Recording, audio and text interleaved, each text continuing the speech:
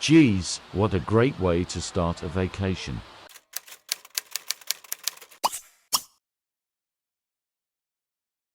So last time we talked, Autumn Kealoha, the heir of my legacy challenge, went to the hospital to be impregnated with the science baby for the second time, while her mother and our founder, Alexis Volkov, used her rocket for the very first time and explored Sixam before leaving with her family for their Granite Falls vacation. And right when the Volkovs/Kealohas/Vitors arrived at their vacation rental, it was pouring rain, but luckily for them, the storm was coming to an end.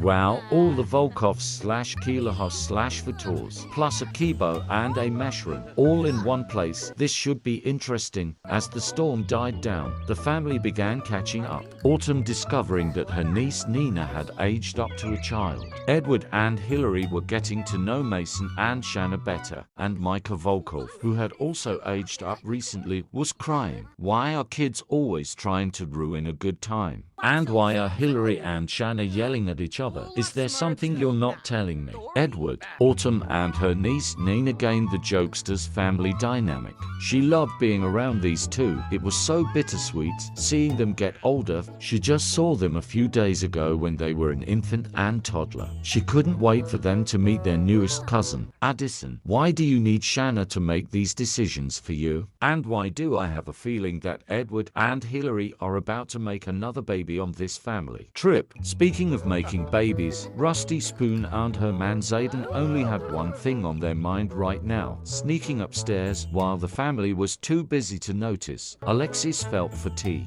so she relaxed on the rocking chair as she overheard her family socialize. Nicole had finally arrived with her husband, Caleb Vitor, and she had fully transitioned into a vampire. She felt amazing, and even though Chris was a bit saddened to see how different she looked, he was still so happy to see her. Edward and Clint decided to become besties, celebrating with a game of beer pong. Edward and his big brother Ezra teamed up against Clint. Hillary spectating and playing rock, paper, scissors with Mason, getting to know him better in the process. Now Ezra, why do you get finer every time I see you? It seems like emo Clint is getting obliterated. I bet this will become the inspiration for his next song. Alexis was so glad to see her family having such a great time, but couldn't help but think about her best friend Candy Bear/Zez/Goth's death. She couldn't let this ruin her vacation and potentially the last few days of her life. She needed to cheer herself up, so she went and found Autumn, who was still talking with Nina and Micah. Wafting your fart over to your niece is just so foul, Autumn LMAO. But being around her daughter and grandkids was just what Alexis needed to make her feel better, and just what Hillary needed to take full advantage of. Sage Kealoha, on the other hand, was bonding with his Uncle Ezra. Uncle Ezra hated how he and Sage got off on the wrong foot in episode 112. He didn't want his nephew to dislike him. He wanted them to be close, so he would do his best to bond with him over this trip, with him and his mother Autumn, of course, who he missed so much. Ezra was sure that he would truly never get over being so far away from his twin sister. He thinks about their childhood together often, and how fast it seemed to go by. There were so many times he wished he could go back and soak it all in one last time. We went from Shanna being permissive to being strict. Girl, what did Sage say to you, LMAO? Now why are Mason and Ezra arguing? Trouble in Power Bottom Paradise. Autumn, there is literally no bump for you to rub. Please wait a day. And that totally reminded her she hadn't told anyone besides Alexis and Shanna about the pregnancy. Ezra deserved to be the next to know, and he was so excited for his twin. Look at this precious mummy-son moment, and to think, you probably wouldn't be here if your brother wasn't dead. Ezra and his dad Chris shared a hug, the two of them gaining the supportive family dynamic. One thing Christopher is always going to do is support his kids. Alexis was a bit surprised to see Mason here, considering his contributions to Autumn's addiction.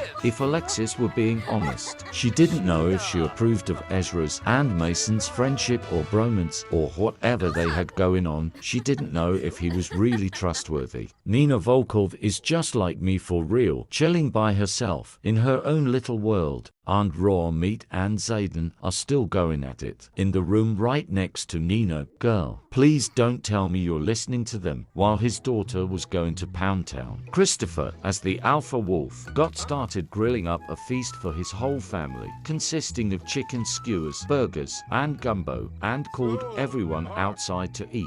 They were quick to grab a plate and gather at the picnic tables. Everyone was having the time of their lives and couldn't thank Chris enough for the delicious meal, let alone making this whole trip happen. Chris didn't mind. He loved being around his family and loved that he could help create a core memory that none of them would ever forget. If he could choose to do this all day, every day, he would in a heartbeat. Mason, vaping at the table. Really? Anyways, the whole dinner was a vibe. There were endless things to talk about, like how Israel would be the first and only kid in the family to finish college soon, or how Edward had recently upgraded Hilary's engagement ring, or Autumn and Shanna had living baby number 2 on the way. Autumn loved all of this, and loved seeing her siblings become parents and partners and live new, exciting lives. And it seemed like Nina was over her parents' incessant flirtation. These two are so in love, which I think is great and adorable and all, but still, I wonder,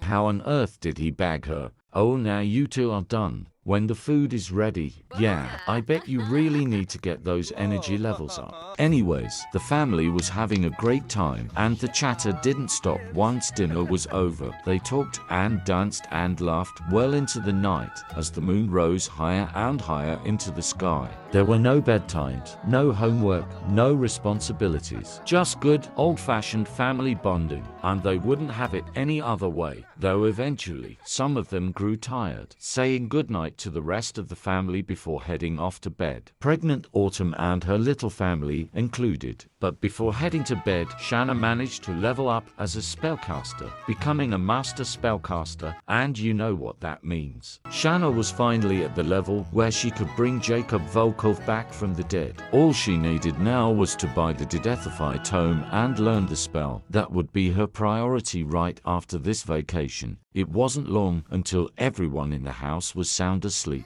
with the exception of our vampire couple Nicole and Caleb Vitor. Meanwhile, Edward woke his wife Hillary up and told her to come outside with him. He had a confession to make to his wife. He loves her, oh he loves her so much that it consumes him. It hurts him. He would rather be alone forever than to be with anyone else besides her. His beautiful wife, the beautiful mother of his children. Obviously, this really wasn't a confession. Hillary knew all of this and loved hearing her husband say it, but he just had to tell her again. He loves her so much.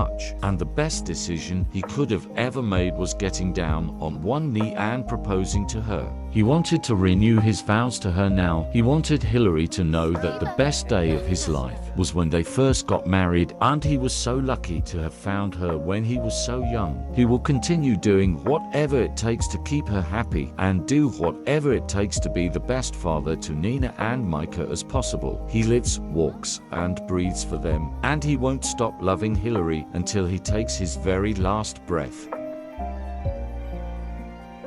Damn, Edward, why are you making me sob? Hillary knew she was the luckiest girl in the world. She was nowhere near ready to be a mom when they got pregnant with Nina, but it all worked out, and she was so grateful. Edward played a big part in that. And after they renewed their vows, Hillary was craving the taste of orange, and she got what she craved right there next to the wedding arch, right within Autumn's view. Girl, please, don't look over to your left.